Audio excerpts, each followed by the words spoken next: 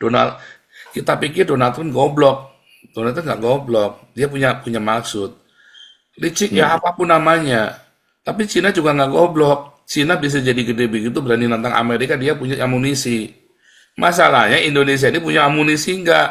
Ini dua raksasa berkelahi, dua raksasa berkelahi. Indonesia ini pelanduk mati. Akhirnya Prabowo kan cuma bisa jilat sana jilat sini. Mau lobby ke Amerika kagak berhasil. Akhirnya lobby ke Cina. Sekarang lagi di lobby sama Cina. Ya, Amerika adalah bangsa yang keras karena dulu itu tanah yang benar-benar tanah seperti Australia, ya keras kering kerontang, dan itu berbagai wah benar-benar the godless land itu ya Amerika itu ya. Cina juga sama. Kalau kita lihat Cina hanya 5% yang dihuni oleh manusia. Tapi kalau kamu ngelawan negara, habis kamu. Lah di Indonesia ngelawan negara malah negara yang takut kok. Makanya saya buktikan saya lawan negara Indonesia kan. Makanya saya lawan negara Indonesia. Bukan saya bermaksud menghina Indonesia. Maaf kalian semua yang warga negara Indonesia, bukan. Saya sedang tunjukkan kepada kalian. Kenapa Indonesia takut sama Islam, sementara saya dibully habis-habisan sama negara. Diuber-uber tak karu-karuan. Saya bully kalian balik. Bisa apa kalian sama saya coba?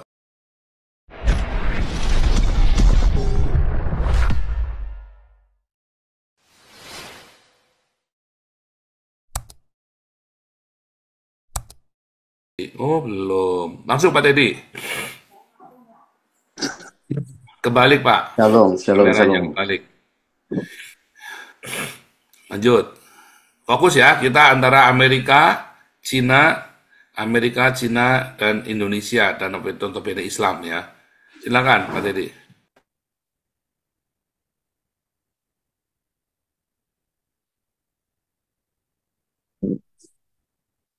Shalom, shalom. Shalom, shalom. Nah, terima kasih Pak Paul kasih sering pendahuluan. Memang ya, dunia informasi sekarang ya udah terlalu sempit lah. Dunia tidak sebesar daun kelor itulah. Jadi, setiap kali informasi yang update tentang perang, perdagangan ekonomi langsung kita tangkap. Oleh sebab itu tinggal respon kita ya, analisa kita apa apa penyebabnya. Tadi saya membaca satu tulisan bahwa ada beberapa tokoh orang penting Inggris mengatakan peperangan perdagangan ini tidak akan menguntungkan siapapun. Ya, dua belah pihak tidak ada yang diuntungkan. Tapi saya tidak mengerti pemahaman generalisasi yang diambil seperti itu. Ya bagi kita barangkali ya kalau perang dagang ini tercipta ini eh, karena apa gitu dulu ya. Kalau kita kembali ke sisi kemanusiaan, apakah ketamakan, kerakusan atau apa ya? Akhirnya di sini mau mengatakan bahwa yang jadi korban adalah manusia itu ya atau apa yang jadi korban itu manusia lah atau negara itu yang kita pikir dulu. Apakah yang jadi korban ini dalam bentuk satu sistem negara atau yang jadi korban ini rakyat? Dan kita ya rakyat atau manusianya itu yang kita pikirkan bersama ya. Nah, kalaupun terjadi perang dagang seperti ini, siapa yang diuntungkan, siapa yang dirugikan. Oleh sebab itu tadi pemahaman yang dibilang oleh orang Inggris itu yang sangat pintar, ya kan tidak ada yang diuntungkan. Nah ini yang saya maksud teman-teman. Ya saya cuma memancing trigger teman-teman.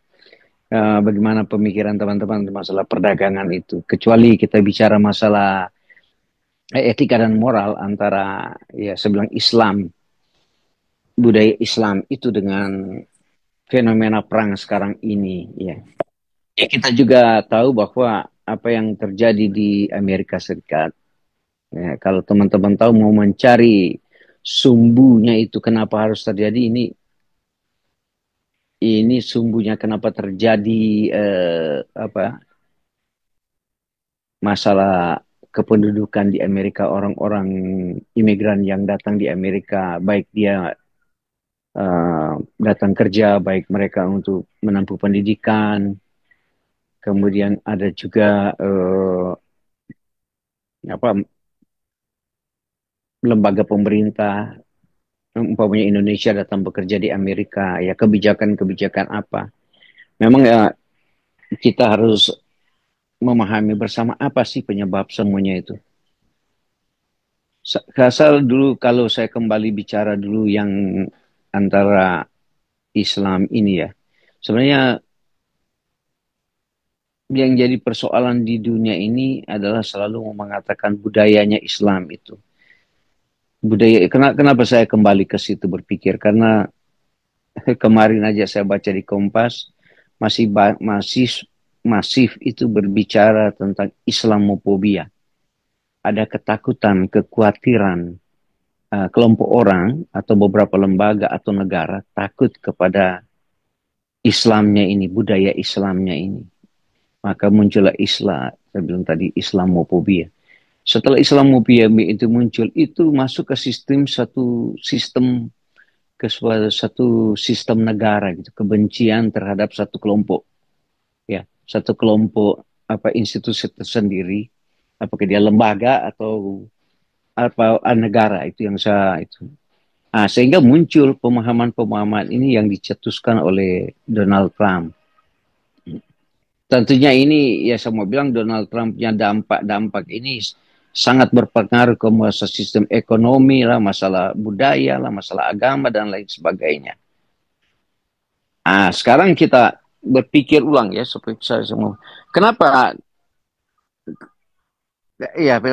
itu terjadi peperangan? Itu aja yang utama. Dulu orang masih bicara imperialisme. Bagaimana ini negara Amerika yang pemodalnya kuat, dia menguasai satu negara dengan merampas aset seperti sumber daya alam, minyak, lain sebagainya. Apakah itu yang dilakukan Amerika? Atau Amerika punya kemampuan teknologi di bidang apa supaya pemasarannya itu pasarnya bisa dibeli orang, atau dia ingin menguasai ekonomi dunia? Memang ada tendensi kita berpikir begitu. Bagi saya cuma satu ya, kalau pemikiran saya cuma satu, adalah kemampuan sumber daya manusia itu di beberapa negara itu harus dikembangkan. Dari pengembangan sumber daya itu, sumber daya manusia, mau dikembangkan dalam bidang aja, teknologi, ekonomi, dan lain sebagainya. Agar manusia itu bisa melampaui, atau suatu negara bisa melampaui kemampuan berpikirnya orang Amerika. Itulah yang paling bagus. Bukan kita berpikir bagaimana negara-negara kuat ini menguasai negara-negara yang lemah. Bagaimana negara lemah itu punya kemampuan ya mengelola potensi ada yang dalam diri dia untuk menyaingi negara yang besar itu. Itu ya saya bilang orang yang gentleman, negara yang gentleman. Jangan kita mencari kesalahan karena negara besar ini itu bukan gentleman namanya. Yang dalam konteks ini kita harus introspeksi diri gitu, menyadari diri. Ya, apa sih kelemahan kita?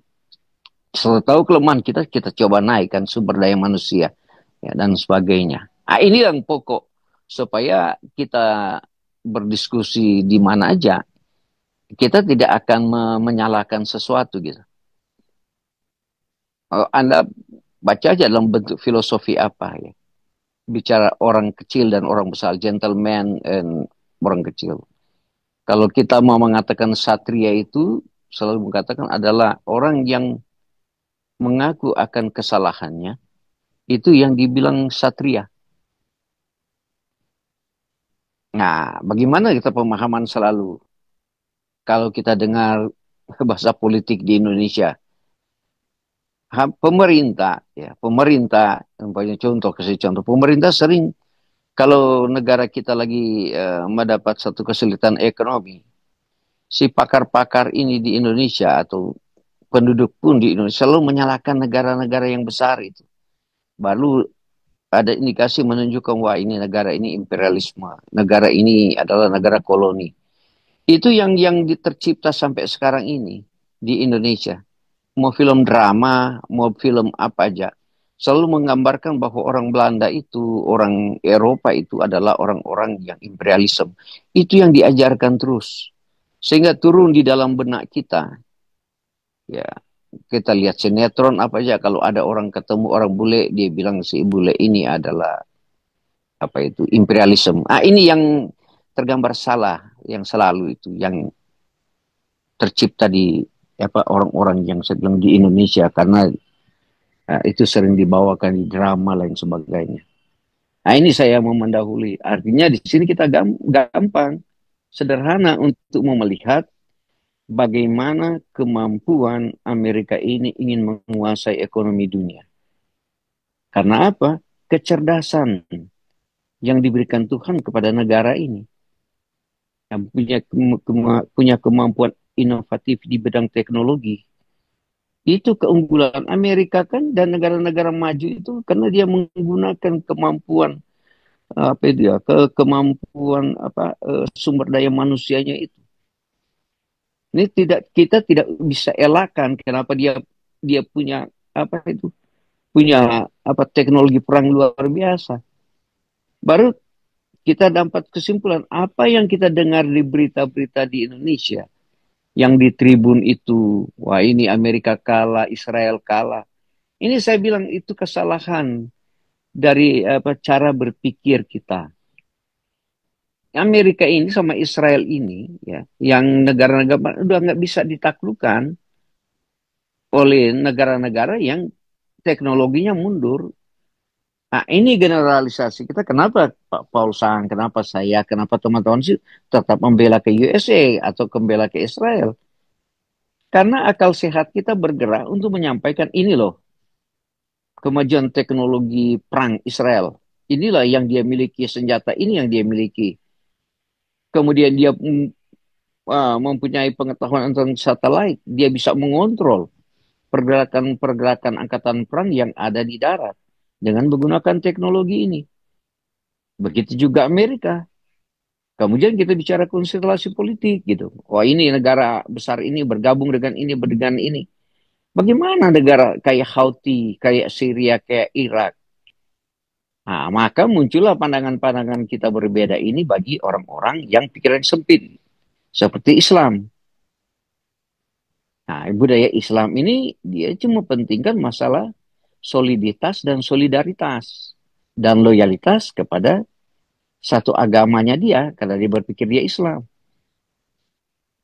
Dia tidak berpikir lagi gitu, berpikir ini mana benar mana salah. Yang begitu kita punya solidaritas terhadap Islam. Nah, inilah yang di pakar-pakar Islam yang benar-benar dia moderat, liberal cara berpikir, selalu menyalahkan Islam. Si Gembul Buncit itu yang ya itu ada lagi tokoh-tokoh partai seorang tokoh-tokoh politik nasional yang Islam, dan dia selalu saya dengar menyatakan kesalahan Islam di sini gitu. Karena rasionalnya nggak bergerak gitu, logikanya nggak bergerak gitu, rasionya nggak bergerak, itulah kesalahan Islam. Nah, dia tidak mampu menilai mana yang benar, mana yang salah, mana yang baik, mana yang buruk. Karena pemikiran budaya Islam negatif thinking aja yang dia pikirkan. Dia itu semua orang tahu menganggap Islamofobia ini yang dibilang oleh unsur-unsur Islamofobia ini adalah salah satu mereka apa ya yang bertentangan dengan kemanusiaan, bertentangan demokrasi, dan desa mencapai kepada demokrasi itu adalah budaya Barat atau lain sebagainya. Nah, mereka juga banyak yang merusak tantangan kehidupan. Itu yang kalau kita baca bersama. Oleh sebab itu saya mau trigger ke Islamnya itu. Ya teman-teman ya, ini yang saya senang kalau diskusi ada nilai tambah dengan melihat analisa-analisa komparatif seperti itu. Tentunya perang ini tidak akan berakhir, teman-teman.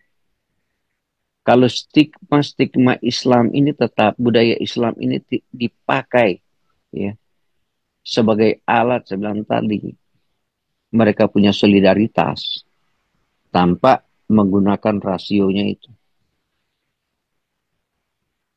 Ini perang Houthi sekarang dengan Yaman. Bagaimana kalau teman baca, ya Yaman, negara Yaman menyerang Houthi. Nanti juga masalah Syria. Syria sekarang sudah melakukan, setelah dikuasai oleh pemerintah baru, mereka bikin pergerakan ISIS. Ya, akhirnya terjadi, ya, kalau kita jalan akalnya, mereka dengan mereka saling membunuh gitu. Karena semua orang ingin mementingkan diri. Itulah pengajaran-pengajaran dilakukan budaya Islam. Di Indonesia juga hampir antara Ah, apa Islam, jadi iya, kita nggak masuk ke Islamfobia. Kita lagi mau cerita membedakan sikap Amerika. Ini kita nggak tahu nih, Amerika bener apa salah. Semua orang mah boleh ngoceh suka-suka dia. Oh ini Amerika salah nih begini ini. Donald, kita pikir Donald Trump goblok. Donald Trump nggak goblok. Dia punya maksud. Licik ya hmm, apapun namanya. Tapi Cina juga nggak goblok. Cina bisa jadi gede begitu berani nantang Amerika, dia punya amunisi. Masalahnya Indonesia ini punya amunisi nggak? Ini dua raksasa berkelahi. Dua raksasa berkelahi.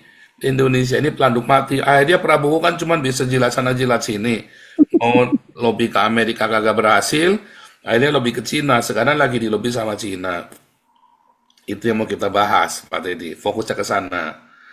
oke. Kalau fokus ke Coba, situ coba, kita coba, ambil dulu, coba pokoknya mau kita ngomong ambil, apa sepanjang apapun, pokoknya balik ke sana, jangan kemana-mana. ya, Fokusnya ke saya, sana. ya, Silakan. saya kembali ke filosofi dulu ya. Filosofi sebagai pengetahuan bagi teman-teman ya. Filosofi dulu ya, budaya dulu ya. Cina itu dikatakan Mencius ya. Apa beda manusia? Ini ke Cina dulu ya. Seorang filosofi terbesar di Cina namanya Mencius. Dia bilang apa beda manusia dengan hewan? Kalau Mencius yang dari orang timur di ini Cina ini katakan bahwa manusia dengan hewan bedanya kalau manusia punya hati nurani, hewan tidak punya hati nurani. Oke, itu dulu ya. Kemudian kita ke barat. Barat siapa itu? Aristoteles. Apa beda manusia dengan hewan? Si Aristoteles yang beda manusia dengan hewan adalah manusia punya akal budi. Kalau di satu hati nurani, di sebelah akal budi.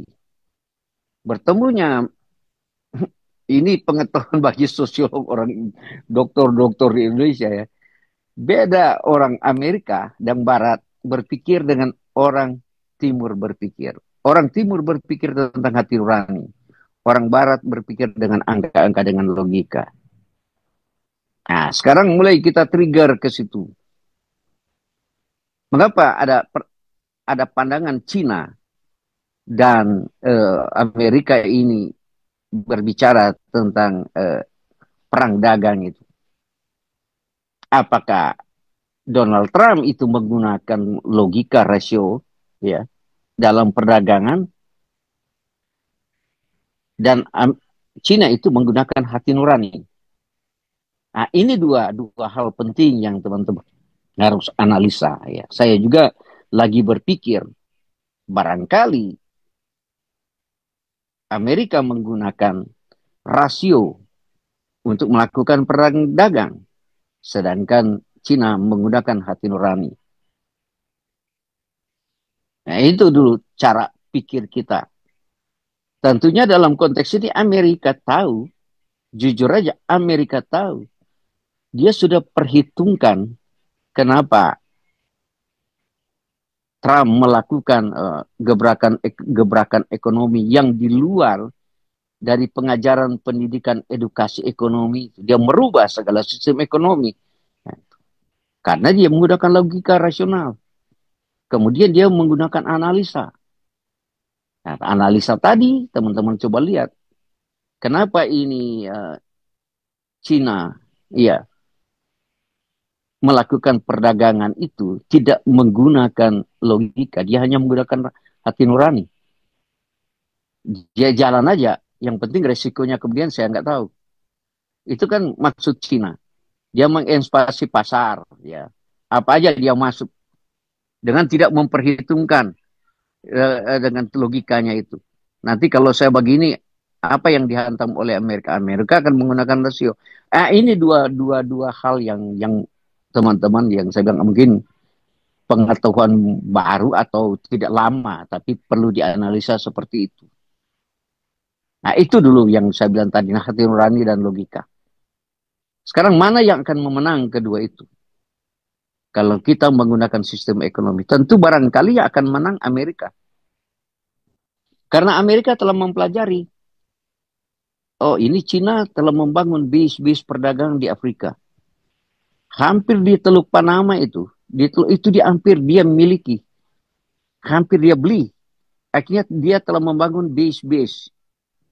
Apa itu, pergudangan di sekitar situ. Amerika membaca secara logika, yo. Dia cuma jalan dengan aturan, dibangun aja. Pikirnya ke belakang gitu. Amerika telah melacak itu. Bila bicara Greenland, bicara tentang Kanada, bicara tentang telukan Suez, Panama. Akhirnya itu ada perjanjian-perjanjian yang tidak tahu itu perjanjian Amerika dengan negara-negara yang bersangkutan itu. Kayak telukan Suez, itu Amerika boleh ambil caplok otomatis. Karena itu ada agreement. Ya. Ada agreement antara Amerika dengan teluk itu. Ya, tapi itu teman-teman baca, saya sudah baca, tapi saya lupa untuk mengurai itu satu persatu. Inilah Amerika punya kepintaran menggunakan logika, sehingga Amerika mampu. Kemudian dia bilang dia merusak ekonomi, tataran ekonomi. Itu elit-elit ekonom dan penasihat-penasihat ekonomi, mereka sudah tahu membaca sejarah. Trump juga kalau juga bikin begini, akibatnya itu. Tetapi akibatnya itu tidak akan merugikan gitu. Ini yang ketar-ketirkan Cina. Kan kita tahu bersama kan. Nggak usah baca lah bagaimana Pak Bahari atau teman-teman kemarin tanya. Vietnam itu barang-barang dari Cina dipasok ke Vietnam, maka dilabelkan made in Vietnam, dikirim kirim ke Amerika. Itu kan begitu. Sekarang kejahatan-kejahatan, bukan kejahatan, tapi permainan ekonomi begitu, dibaca secara rasional oleh orang-orang Amerika yang pintar. Nah, untuk melakukan itu bagaimana? Ataupun kita bertanya juga ya Pak, buka pikir, kenapa tarif dagang itu tidak merata itu? Dibilang Cina 145%. Kenapa Indonesia cuma 35? Kenapa negara ini cuma 15? Kenapa negara ini nothing? Kenapa negara ini 85? Itu kan jadi pertanyaan bagi kita. Kalkulasi pikir kita, strategi itu yang dibuat Amerika untuk apa gitu. Ini saya senang kecerdasan kita terbuka. Oh iya ya, strateginya apa gitu. Kemudian kenapa dia tidak sasar ke negara-negara Eropa pada umumnya, tidak terlalu fokus ke negara Indonesia, kenapa ke Cina gitu. Kemudian apa gitu, kalau kita bertanya juga mengapa itu harus terjadi seperti itu. Apakah ketakutan Amerika, jikalau negara Cina itu menguasai perdagangan, akan merusak eskalasi sistem ekonomi dunia. Yang satu menggunakan ekonomi liberal, yang satu menggunakan ekonomi kapitalis pur. Itu yang di-trigger. Cina itu dagangnya apa gitu? Ekonomi apa yang dia pakai? Baru kita bicara. Tapi yang realistis, bukan berilmu. Mengerti itu? Berilmu gitu. Kalau ekonomi Amerika itu menggunakan sistem ekonomi apa gitu? Kalau pertanyaan saya muncul begitu. Kalau Cina itu menggunakan sistem ekonomi apa gitu? Setelah kita memahami, oke, sekarang kembali lagi. Kalau Cina itu menggunakan sistem pemerintahan apa? Amerika kita masuk sistem pemerintahan apa? Karena semua implikasi seperti ini, semua sistem seperti ini berimplikasi dalam sistem ekonomi. Maka di sini mulai konflik yang dikatakan oleh Karl Marx. Di mana ada tantangan, di situ ada kemajuan. Apakah tantangan-tantangan ini merupakan satu kemajuan? Nah, saya kembali kepada Pastor Paul. Kalau punya kemampuan menganalisa yang dibilang tadi. Antara Nah, satu dengan rasio dengan hati nurani. tuh. Jadi Nah, itu iya. didahului begini Pak. Tadi sebenarnya keluhnya kan sudah gampang. Mentalitas tadi kan. Satu keluhnya adalah mentalitas. Cina sudah ngomong, kami sudah 5.000 tahun loh. Loh, Israel kan juga sama kan? Kami sudah 3.000 tahun yang lalu. Kami sudah ada sebagai suatu bangsa 3.500 tahun yang lalu. Dan kami masih akan ada 3.500 tahun lagi. Iya kan? Cina juga sama ngomong, Amerika nggak bisa. Makanya Amerika cuma bisa bilang make America great again. Kita baru berapa ratus tahun. Indonesia baru 80 tahun. 80 tahun pun terseok-seok. Udah tua renta, lumpuh, bebek bebek lumpuh Indonesia ini. Nah, keluarnya kan sudah jelas kita mau apa. Masalah pelajarannya Pak Tobi kan bagus itu Pak Tobi ya. Mau kamu ideologinya apapun, yang penting kamu konsisten dan punya guru bangsa. Konsisten dengan itu. Dan kamu harus konsekuen jalanin. Masalahnya kan Indonesia tidak konsisten dan tidak konsekuen. Ya Pancasila tapi banci Pancasilanya. Ya kan jadinya agama.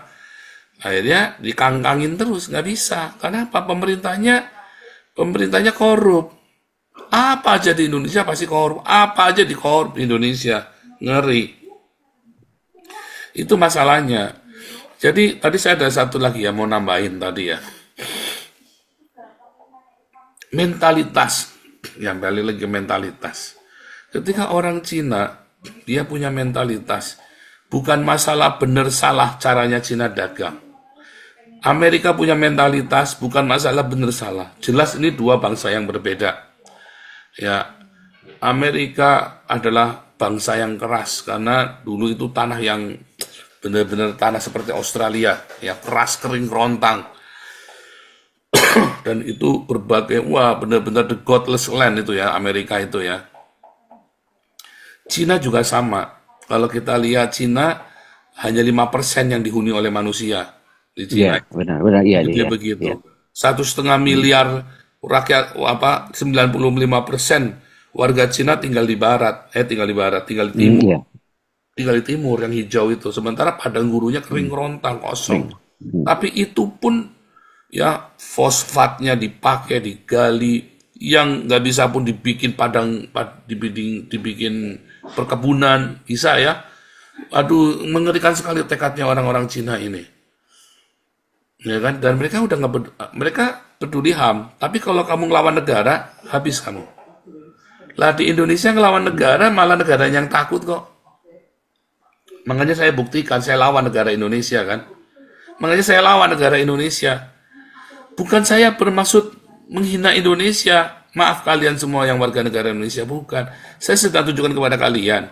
Kenapa Indonesia takut sama Islam, sementara saya dibully habis-habisan sama negara. Diuber-uber tak karu-karuan. Saya bully kalian balik. Bisa apa kalian sama saya coba? Iya kan?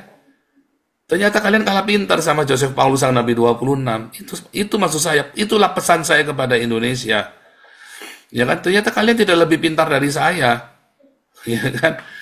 Saya di sini sudah makmur, sudah enak. Ya kan? Sementara kalian masih terseok-seok. Itu loh. Kalian belain orang Islam, para Habib aja kalian nggak berani sama Habib-Habib.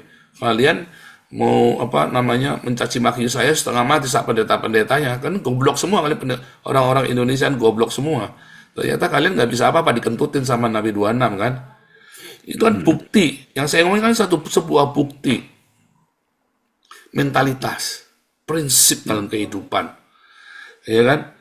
Tekad yang kuat dalam kehidupan. Indonesia nggak punya tekad kuat. Tekadnya tekad kuat untuk korupsi. Saya dulu pernah kerja ya, ikut sebuah training gitu ya. Terus kita ngobrol-ngobrol, kebetulan yang di situ yang daftar anak-anak muda semua ya. Saya mungkin di atas mereka 10 tahun kira-kira. Rata-rata waktu itu usia saya 35-an, mereka baru pada lulusan kuliah. Saya sebagai supervisornya mereka, sebagai koordinator lah, bukan supervisor.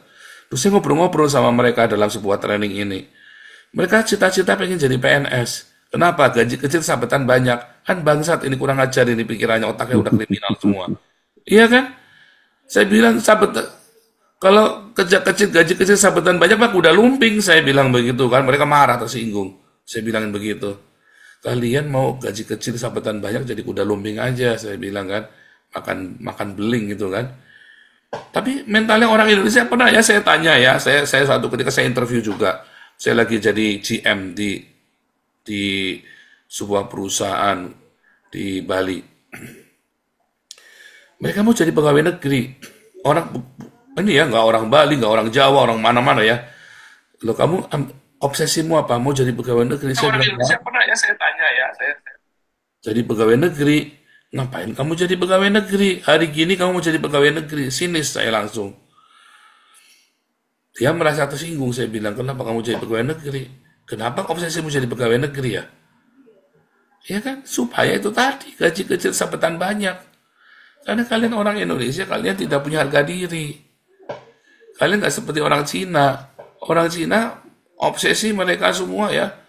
Kalau mau jadi penjahat, penjahat yang hebat sekalian. Kalau mau jadi orang yang baik, baik sekali. Mau jadi pedagang, pedagang yang hebat sekalian. Kamu jadi atlet yang hebat. Kalau kamu nggak jadi atlet yang hebat, kamu kere kamu di Cina. Kalau mau jadi atlet, kamu harus jadi atlet, bener-bener atlet. Sebab kamu akan membuang waktumu nanti. Ya kan? Mereka dulu latih, tekuk-tekuk badannya, ya kan? Wah, ngeri itu latihannya mereka di Cina itu ya. Supaya kamu bisa mengalahkan 1,5 miliar orang. Ya kan? Satu, the champion. Satu dari 1,5 miliar itu yang akan menjadi lawan dari 5 miliar yang lain di seluruh dunia. 5 miliar manusia lain di seluruh dunia. Bayangin, betapa kerasnya untuk menjadi atlet di Cina. Nah, mentalitas itu Indonesia nggak punya. Ya, Amerika punya mentalitas itu karena mereka keluar dari bangsa yang keras. Orang Yahudi jelas, ya. Orang Yahudi jelas punya mentalitas itu. Mereka ditindas 2000 tahun, mereka selamat lolos tuh. Dan sekarang mereka eksis. Maka mereka jadi bangsa pemenang. Bagaimana dengan Indonesia? Kalau Anda cerita tentang Majapahit, orang Sriwijaya, saya percaya. Kalau Anda cerita Islam, ya prei, ya kan? Sampai istilahnya sampai kuda pakai celana dalam juga, ya kan? Oke, Stefan, silakan.